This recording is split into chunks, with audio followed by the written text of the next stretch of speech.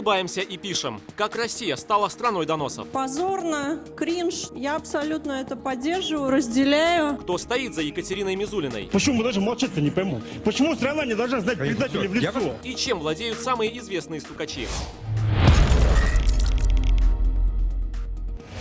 В Россию пришла очередная эпидемия. Вслед за ковидом люди стали массово болеть доносительством. Матери доносят на дочерей, учителя на учеников. Екатерина Мизулина на кого попала.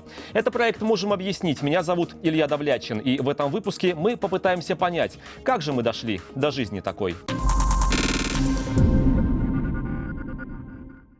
Доносы в России сейчас пишут буквально все. Силовики, чиновники, преподаватели, их ученики, случайные попутчики и соседи. Но с чиновниками и силовиками все более-менее понятно. Одни так пытаются выслужиться перед начальством и показать свою лояльность, а другие просто пиарятся. Но вот с обычными людьми ситуация совсем иная. Ведь не Путин же заставляет доносить их на своих друзей, знакомых и даже членов семьи. А таких случаев сотни и даже тысячи по всей России. Что же движет этими людьми? Об этом в нашем материале. Он предъявил какие-то скриншоты из моего инстаграма, где увидел, что в моем доме находятся какие-то люди из Киева, как он сказал, какие-то. Мы просто жили и принимали беженцев с Украины.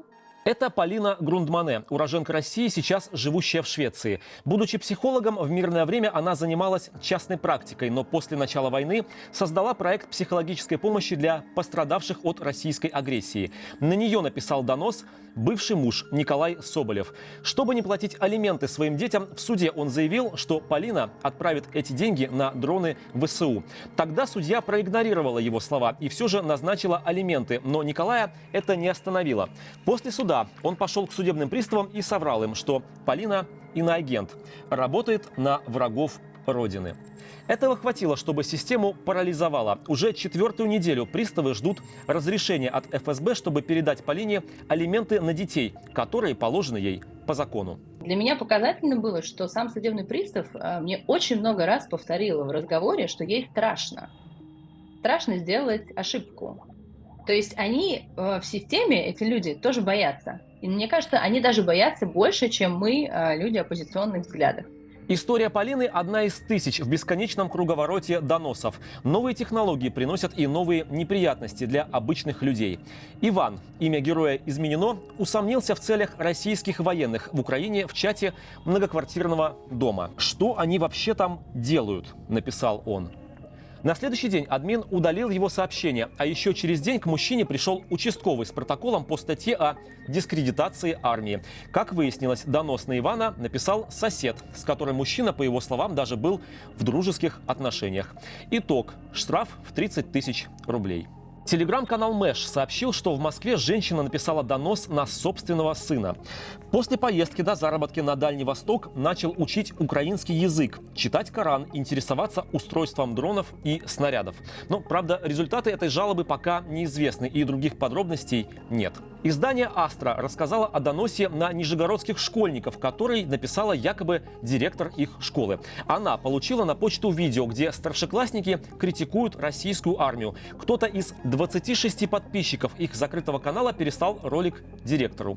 Полиция составила на учеников административные протоколы. Стать жертвой доноса можно даже за прическу. Директор школы в Пыть-Яхе пожаловалась на мать ученицы, которая пришла на уроки с желтыми и синими лентами в волосах. Это явная украинская пропаганда. Но, правда, полиция нарушений в волосах школьницы не нашла, а СК решил проверить мастера, который делал прическу. У законного представителя, у мамы, когда они заплетали ребенку косы, никакой политической подоплеки, никаких вопросов, связанных там, с экстремистской деятельностью, либо еще чем-то не было. Эти косы – это мера поощрения ребенка за хорошую учебу. Надо думать, что это все возникло в 2022 году. Нет, они такие люди всегда есть. Но за последние 2 года российское правительство максимально таких людей поддерживает, подталкивает и делает их позицию социально одобряемой. И они начинают искать врагов везде и как бы доносят на все, что им кажется неправильным. Мне каждый день приходят сообщения о том, какой-нибудь бдительный гражданин обнаружил очередную установку, покрашенную в желто-голубой цвет, или очередную детскую площадку, покрашенную в желто-голубой цвет, или женщина в желтой куртке на фоне голубого неба сфотографировалась, и все это кажется неправильным и проиской врагов.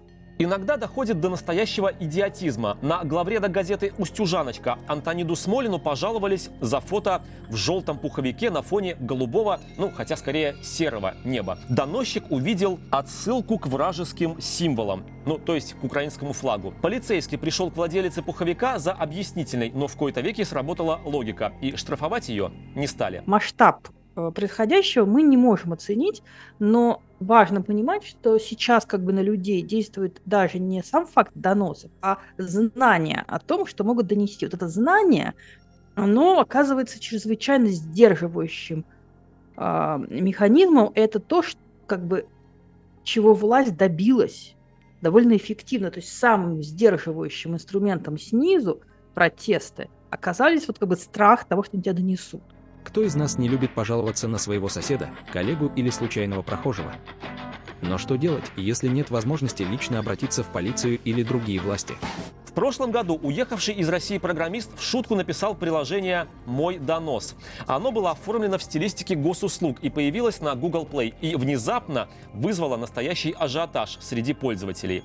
За полгода россияне написали через него 5000 доносов, как шутливых, так и вполне серьезных. После того, как «Можем объяснить» рассказал эту историю, Google удалил приложение из-за жалоб. Но люди вплоть до весны 2024 года продолжают скачивать установочный файл с сайта, где он сохранился, и пишут доносы.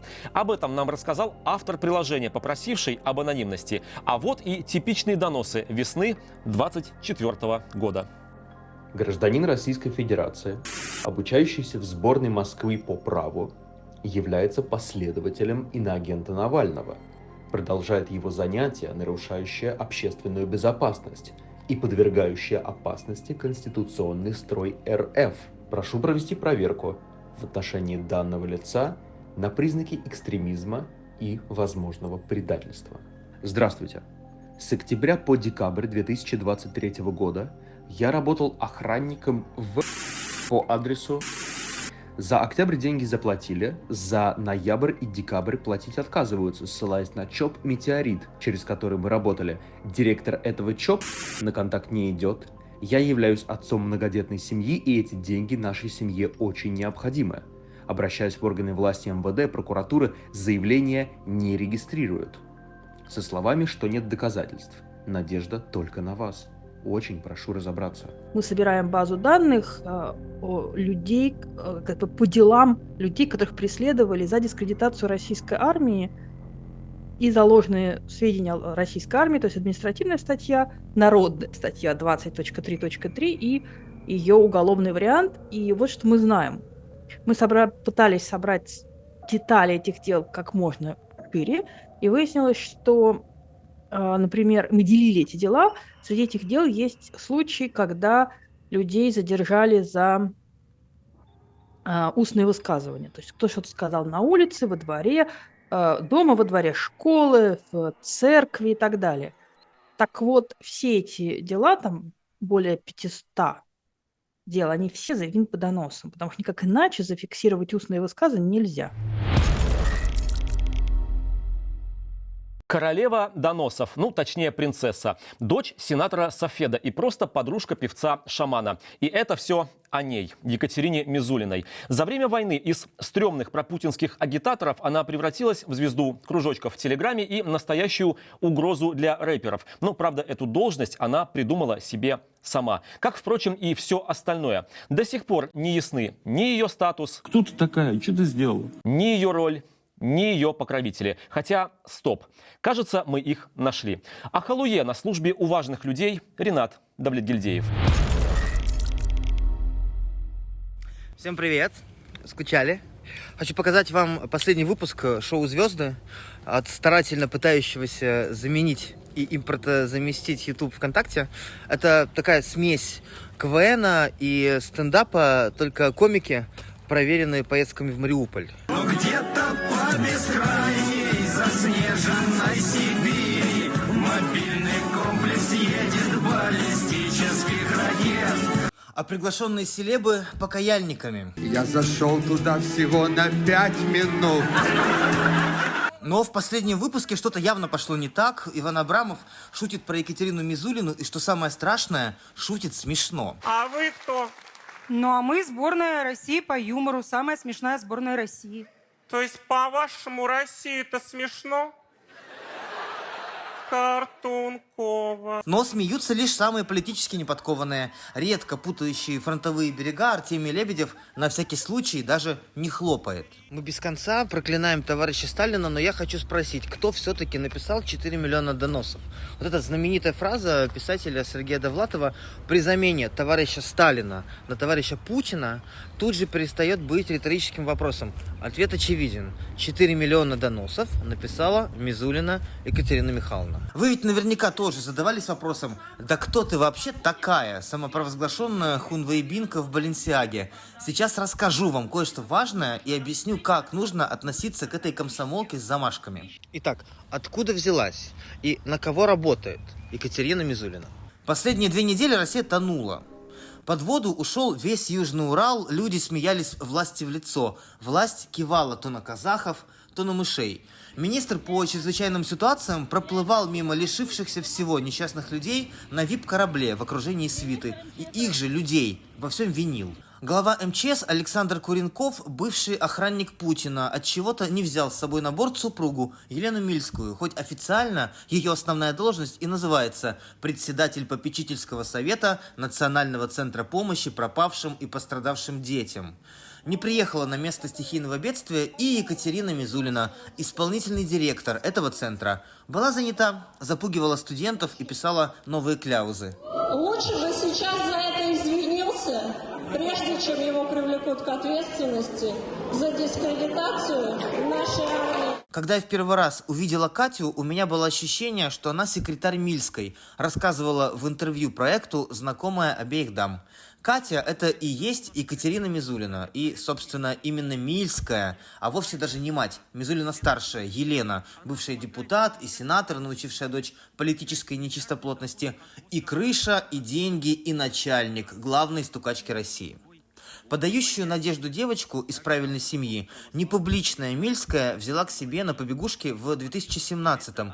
Тогда Мильская вместе с товарищем по православному флангу в элитах Константином Малафеевым, тем самым спонсором «Русской весны», начала охоту за властью и капиталами.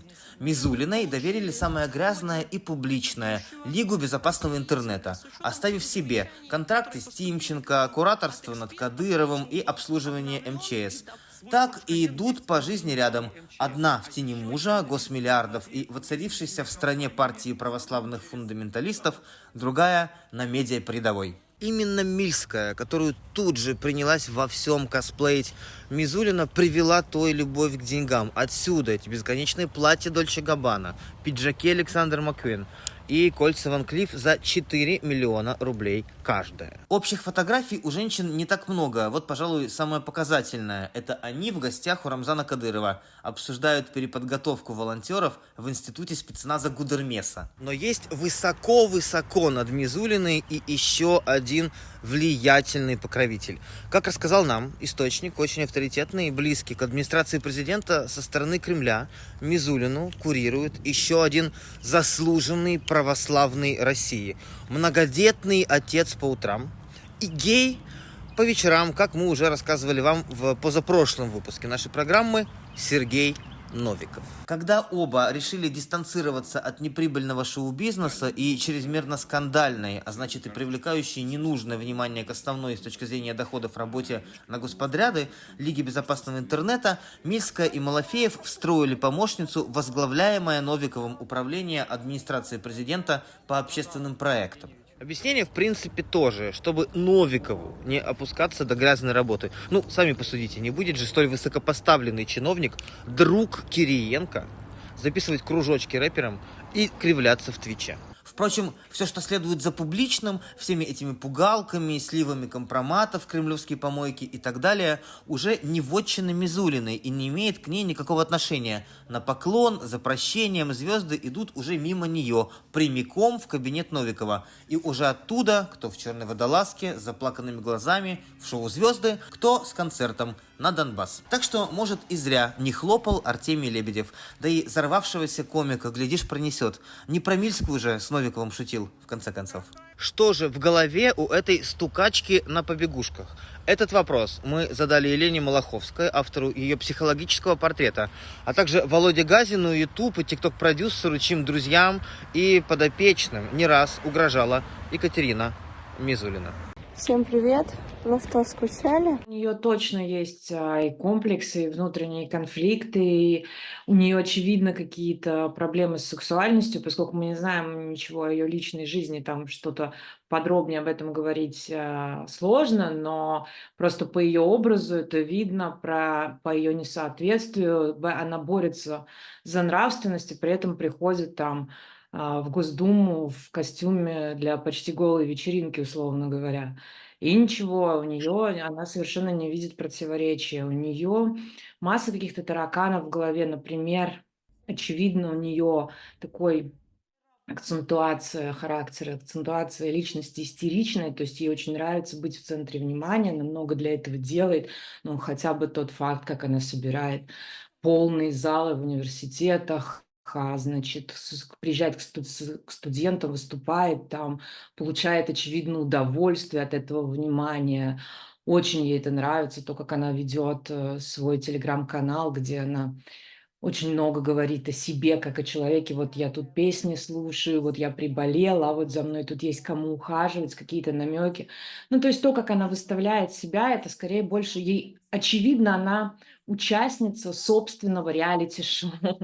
Вот. Но в то же время есть интервью, где она говорит, что никогда не стремилась к популярности. Это не она никогда не стремилась, видимо, ее мама, которая строила политическую карьеру, да, не давала ей там вести себя, как себе это позволяла вести себя в молодости Ксения Собчак. Вот Мизулиной так не разрешали, а ей бы хотелось.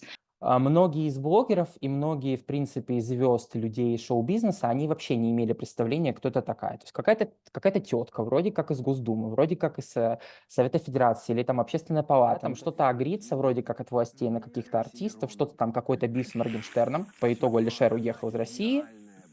И это стало таким достаточно большим прецедентом, когда в карьеру и в деятельность блогера-артиста, достаточно известного, Моргенштерн на тот момент был топ-1, вмешались власти таким неким опосредованным образом, через человека, который, казалось бы, к властям не имеет никакого отношения. Вот. И на тот момент, то есть, ну, как бы ее персона и, в принципе, ее блог и ее имя не так широко распространялось в прессе, как сейчас. То есть это были такие вот, да, первые звоночки ее работы как общественной организации. То есть мне кажется, что тогда, что сейчас люди на рынке, ну, сейчас более осведомлены, я думаю, но они не очень понимают вообще, каким образом Лига безопасного интернета и ее деятельность относится к государству, действительно ли это какая-то государственная организация, кем она спонсируется. То есть для многих это все-таки какая-то тетка-депутат, ну, условно говоря, связанная там что-то со властью, которую очень широко и сильно цитируют, и который действительно имеет какое-то, ну, не то, что имеет какое-то влияние, достаточно громко кричит для того, чтобы привлечь внимание какой-то персоне, нежелательно, чтобы у этого человека начались проблемы. Придворный барин, царедворец, подхалим у ног властителей. Какие еще эпитеты вы предложите, чтобы описать Никиту Михалкова? Самопровозглашенный король сперва советского, а затем и российского кино. Человек, подмявший под себя целую огромную отрасль и из чего-то взявший, что это ему решать, кого награждать золотыми орлами, кому давать госденьги на кино, а кого травить. Он умело подлизывал любой власти. В советское время любил совок и был частью той самой советской номенклатуры. При Ельцине ходил на поклон к Ельцину. И даже при временном престолоблюстителе Медведеве умудрялся прислуживаться и ему. Ну а при Путине окончательно закрепился при дворе в роли главного по культурке стукача, вхожего в самый закрытый ближний круг Путина. Тех, с кем президент обсуждает свои завиральные псевдоисторические идеи.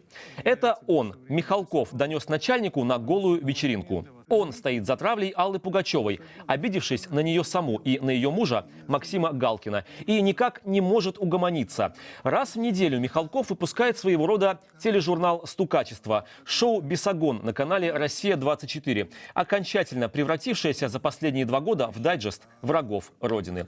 Впрочем, ничего удивительного. Его отец, автор сталинского гимна и дяди Степы, многолетний глава Советского союза писателей Сергей Михалков, плохих уроков не даст. Бесогон-старший стучал Сталину с Хрущевым, Брежневу с Андроповым. Что же сыну-то отставать? Можно сказать, что и жизнь тоже таит в себе много опасностей.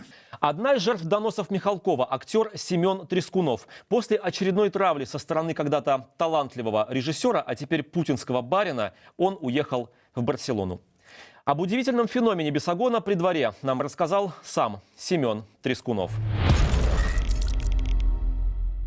Она вон на закате хочет по гальке бегать. По песку. По песку. Является ли он главным придворным доносчиком? Я предполагаю, что он пользуется служебным положением. Он тоже стоит на страже нравственных каких-то скреп, таких, какими он себе их видит. У Никиты Сергеевича трагедия, вот как я ее лично воспринимаю с ним, она заключается в том, что для меня, пока я рос, был ребенком и подростком, он был значимой фигурой в национальной культуре, режиссером. Его фильмы я смотрел с папой, я смотрел потом их сам.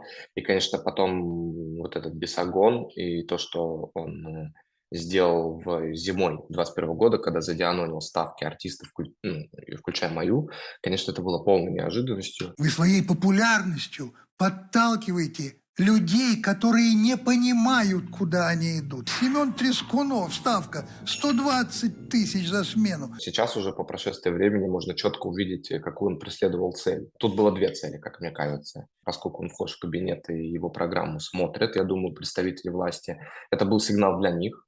Мол, обратите внимание, кому вы платите, да, и что он после этого говорит. Вот. А другая параллельная цель, может быть, не менее важная, для него заключалась в том, чтобы и обыкновенному народу, которого смотрит, показать, что вот, мол, посмотрите, какие деньжища могут получать артисты, представители культурки, да, и при этом раскачивать лодку и так далее. То есть я думаю, что вот по этому второму флангу его цель была в том, чтобы вызвать ревность, зависть, нетерпимость, потому что, это ни для кого не секрет, что абсолютное большинство страны живет, либо возле черты бедности, либо далеко за ее пределами. И то, что люди среагировали на это так, как он и планировал, то есть они пошли ко мне в соцсети, начали писать, что как же так, ты вот получаешь 1200 евро в день и еще что-то там говоришь, а мы выпускаем, у нас плохенький такой быт, но он хотя бы надежный, стабильный, и вот мы к нему привыкли, и вот не надо нам ничего менять. То есть для меня это было удивительно, конечно. И для меня было удивительно, что никто не выступил с каким-то порицанием, потому что, в общем-то, никто не ожидает от большого русского режиссера, да, стукачества. Да вы не беспокойтесь, я за это на дуэль не вызову. Цел останется жених ваш. Я только поучу его немного. У меня такое правило. Никогда никого не прощать. Я, может быть, скажу какую-то очень банальную вещь, но мне кажется, что в стране, где царит авторитаризм, как бы власть авторитета, она выше любого здравого смысла. Я имею в виду влияние авторитета. Вот. И это касается Никиты Сергеевича и даже Владимира Путина. То есть, для всех очевидно, что у Путина, например, есть дворец в Геленджике, да, что он тоже живет не бедно. Вот. И когда всех просят подзатянуть поиски, потерпеть и прорваться, тоже как бы это ни у кого не вызывает вопросов. Я думаю, это вот происходит все из-за какой-то глобальной подмены. Почему-то мы оцениваем людей, степень их влияния не по поступкам, не по образу жизни, который они ведут, а по каким-то заявленным идеям, отвлеченным от жизни, которые вот просто опираются чуть ли не на авторитет просто человека, который их произносит. Все, за этим больше ничего нету. Вот если Никита Сергеевич говорит что-то, значит так надо. То есть здесь даже не возникает никакой вот этой вот мысли, да, что как-то странно критиковать людей, недовольных властью, которые получают, пускай не маленькие деньги, находясь в его положении. Потому что, тогда что получается? Что в таком положении, как он, можно находиться, только если ты не критикуешь власть? Это странно. Никита Сергеевич, за тебя. Спасибо, дорогой. Спасибо. Поздравляю. люди, которые были в индустрии еще, когда вот я был там, вот с детского возраста вот этого, да, и я сомневаюсь, практически уверен, что они не занимаются стукачеством. Они выживают иначе, они молчат, они терпят и так далее. Вот. Но из-за того, что поменялись правила игры, уехали все-таки некоторые крупные игроки рынка, да, и на их место все равно кто-то должен был прийти. Вот здесь я без всяких сомнений могу сказать, что на большинство из таких мест пришли люди, которые не гнушаются стукачеством, потому что, я думаю, в каком-то смысле оно туда их и привело, и чтобы там удерживаться, да, им потребуется так или иначе быть очень зоркими, очень внимательными в отношении высказываний и поступков коллег, вот, и ничто от них не ускользнет. Ну вот, например, мне мои подписчики, когда я критиковал Калагриева в Инстаграме, скинули, что он ручкается и дружит с выпускником Академии Никиты Михалкова, который написал донос на Женю Беркович. На полном серьезе обратился в органы, написал, спектакль тогда сорвался. Вот, я думаю, что он как бы свою лепту вот эту привнес. Такие люди все равно есть. И вот дополнительная проблема заключается в том, что совершенно отсутствует институт репутации. То есть пускай ты сам не стучишь, да, но если ты на полном серьезе ручкаешься, фотографируешься с человеком, который это делает, это не очень лестно о тебе говорить.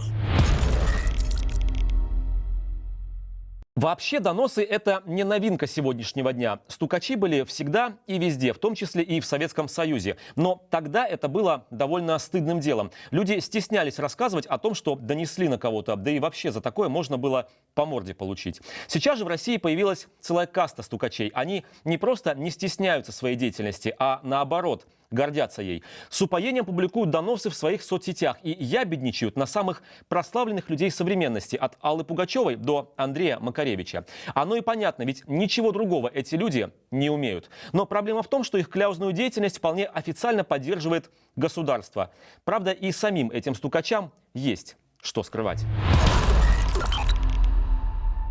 У нас сегодня идет непростое время. Сегодня нужно сплотиться вокруг нашего президента, его поддержать. Вы вообще кого собрались возвращать-то, не пойму? Я там буду. Вы кого собрались возвращать-то? Предатели, которые предали нашу страну, наш народ, нашего президента, которые должны были сплотиться вокруг президента, поддержать его. Знакомьтесь, этот человек, с трудом складывающий слова в предложение, является стукачом всероссийского масштаба. Зовут его Виталий Бородин. Официальная его должность – глава федерального проекта по безопасности и борьбе с коррупцией. Да, сокращенно ФБК. Но более точно его жизненную стезю определит слово «доносчик». Диана Арбенина, Валерий Меладзе, Ани Лорак, Семен Слепаков. Да проще назвать тех, на кого еще не настучал Бородин. Доносит он даже на классово близких людей. Классическая жаба против гадюки. Вот, пожалуйста, Стас Михайлов на плакатах в Москве, а в зоне СВО его никто не видит, не выступает. Странно. Здесь выступает в Москве, деньги зарабатывает, а к ребятам даже не ездит. Вот как так? Впрочем, и самого доносчика в зоне СВО никто не видел. Бородин уютно обустроился в Москве. Пишет кляузы направо и налево, доходит по пропагандистским ток-шоу. Хотя даже их ведущие, мягко говоря, не одобряют деятельность стукача. Виталий Николаевич, иногда некоторую работу можно делать тихо. Вы разбирайте, пожалуйста, но когда из каждой бочки, пусть прокуратура разбирается, когда из каждой бочки вылезает ваша фамилия, у меня закрадывается подозрение. Сам Бородин всячески подчеркивает, что является простым, неравнодушным гражданином. Но вот к обычному гражданину он имеет такое же отношение, как Николай Валуев к художественной гимнастике. Давайте посмотрим на то, как изменилось вообще понятие донос и кто эти доносы делает. Если мы посмотрим на то, как российские государственные СМИ использовали заголовки и писали в текстах новостей фразы «депутат написал донос», или «депутат обратился с жалобой», или «депутат просит прокуратуру проверить», то мы обнаружим, что до 2012 года таких, скажем так, заголовков было довольно мало. Однако с приходом Владимира Владимировича Путина на новый срок количество таких заголовков статей становится необычайно много. В 2 или в 3 раза количество статей увеличивается. Это значит, что депутаты путинской, вот последней, поздней путинской эпохи создают новый тип социально одобряемого поведения. Они выступают в качестве таких моральных предпринимателей, чья задача не придумывать новые законы, а чья задача бесконечно жаловаться, просить завести дело, проверять моральную сторону поступков каких-нибудь людей. По Москве общественник разъезжает на автомобиле Toyota Land Cruiser стоимостью порядка 7 миллионов рублей. Также у него был автомобиль Volvo. Ну, действительно, не на Ладе Калине же путешествовать. Бородин требует от других соблюдения закона, но вот сам его соблюдать не хочет. Вот список штрафов в отношении стукача за последние несколько лет. В основном за нарушение ПДД. 10, 20, 30... Признаемся честно, на 90-м взыскании мы сбились со счета и перестали считать. Должок есть и у его фонда якобы борьбы с коррупцией. 500 рублей перед пенсионным фондом. Виталий Николаевич, заплатите по счетам, а то пенсионерам денег не хватает. Кстати, о пенсионерах. Мать доносчика тоже не бедствует.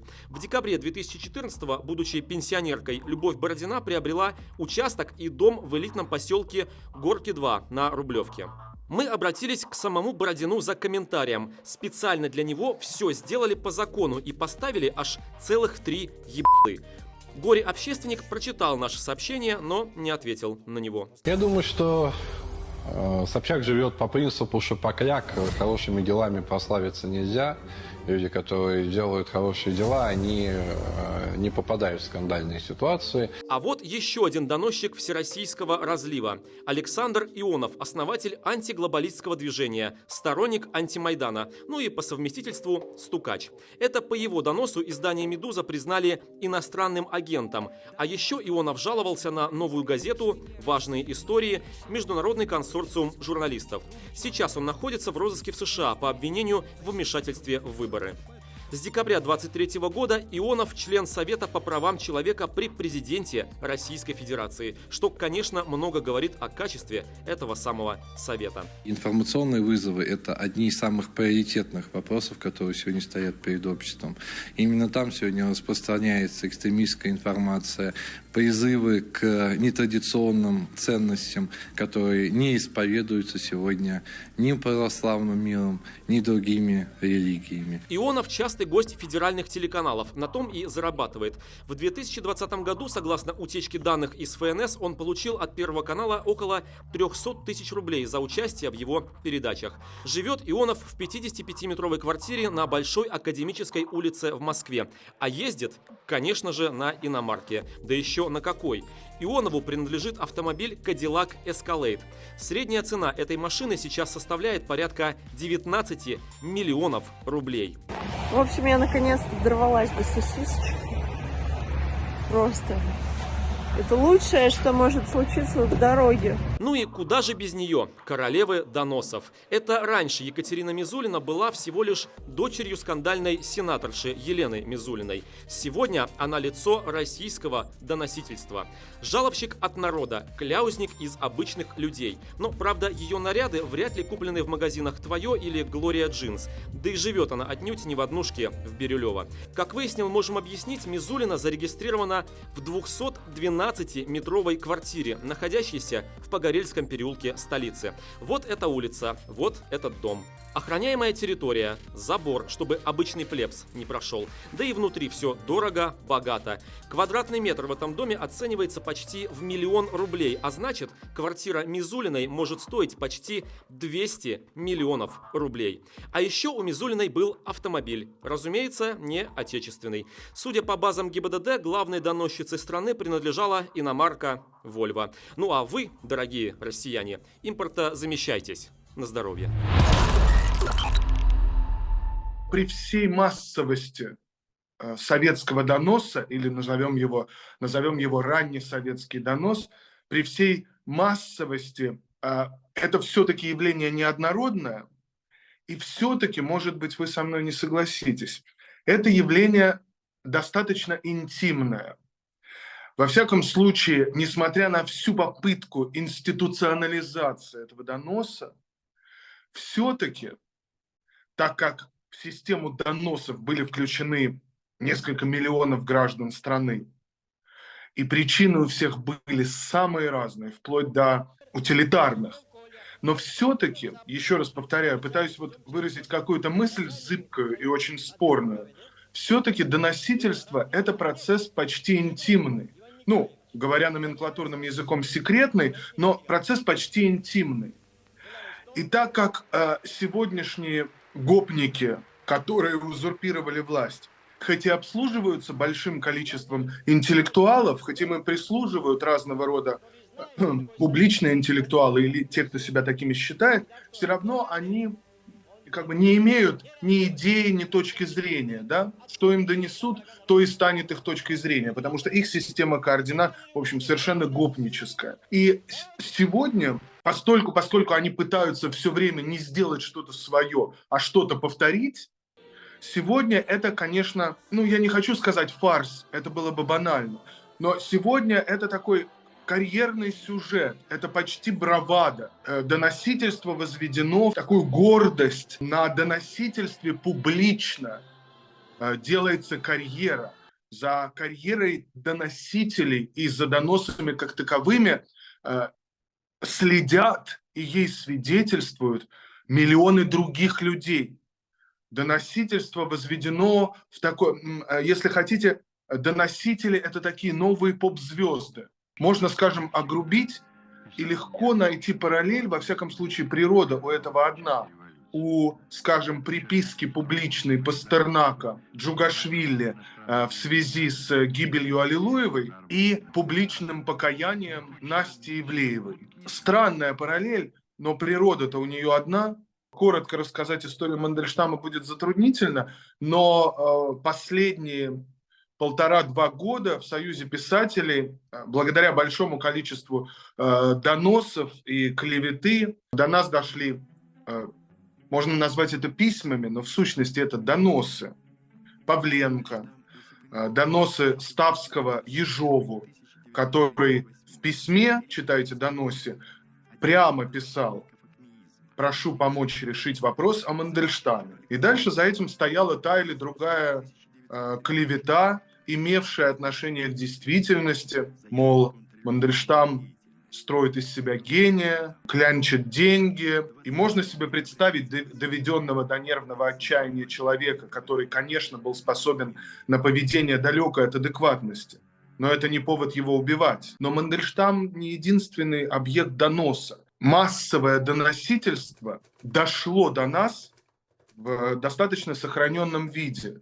Наверное, вы, как и я, видели доносы в стихах или доносы по самым простым поводам, если, скажем, чьей-то жене хотелось шубу соседки. Это было часто достаточным поводом для доносительства. Странно, что для нас с вами, близких в поколении людей, вот эти слова «ябеда», скажем, да, они в детстве были стыдными, да? Ты что, рассказал? Ты что, ему рассказал? Ты что, ябеда? Ябеда, соленый огурец, турецкий барабан, как мы только не называли, да? Как странно, что юные люди сегодняшние массово как бы идут навстречу, поклоняются ябеде, скажем, Мизулиной-младшей, да? Мне интересна глупость повелителей. Ведь мы все знаем, что ябеды ябедничают, особенно в неидеологизированном обществе, как сегодняшнее, исключительно из собственной корысти. Это единственный движитель ябедами. Необходимость чего-то добиться, что-то корыстное. Из скольки бы ходов эта корысть не была построена. Получается, что те, кто ябедничают повелителям, безусловно, продвигают какие-то свои интересы, а повелители, некоторые, очевидно, настолько глупы, некоторые настолько стратегичны, некоторые настолько управляют этими векторами корысти, что никакой основы у этой системы нет. Ее очень легко будет разрушить. Если каждый из нас, вы или я, когда-нибудь до войны в своей жизни дома лжесвидетельствовал, давал взятку, на кого-то донес, допустил самоцензуру ради прибыли, или ради того, чтобы что-то удержать, если каким-то образом эта нагнетавшаяся система подчинила что-то в нас себе, то это и есть совершенная нами вина. И тогда я боюсь, что виновных довольно много. И это то, чего в себе, если мы хотим когда-нибудь что-нибудь наладить, никогда нельзя себе больше позволить. И в конце программы еще об одном известном стукаче. Один из наших выпусков заметили на самом верху. На него обратила свой взор главред пропагандистского телеканала «RT» Маргарита Симонян. Вот как она прокомментировала программу про голые вечеринки власти. Дождевая тетечка Мангайт про нас, про всех рассказала, что мы все страшно порочные люди. У нас у всех бесконечные пороки. У меня, знаешь, какой порок? Я использую в твоих эфирах, очевидно, я использую сексуализированный образ. Заметьте, Маргарита не видит ничего предосудительного в том, что российские чиновники изменяют своим женам. Напротив, она находит это очень смешным. Ее веселит, что говорящая про скрепы элита сама же эти скрепы и нарушает. Маргарита, вы, главное, подпишитесь на наш канал, чтобы не пропускать новые выпуски «Можем объяснить», а также поставьте лайк этому видео. То же самое я призываю сделать и остальных нормальных зрителей. На сегодня все. Это был проект «Можем объяснить». Меня зовут Илья Давлячин. Настучать можно на всех, но правду все равно не спрячешь. Счастливо.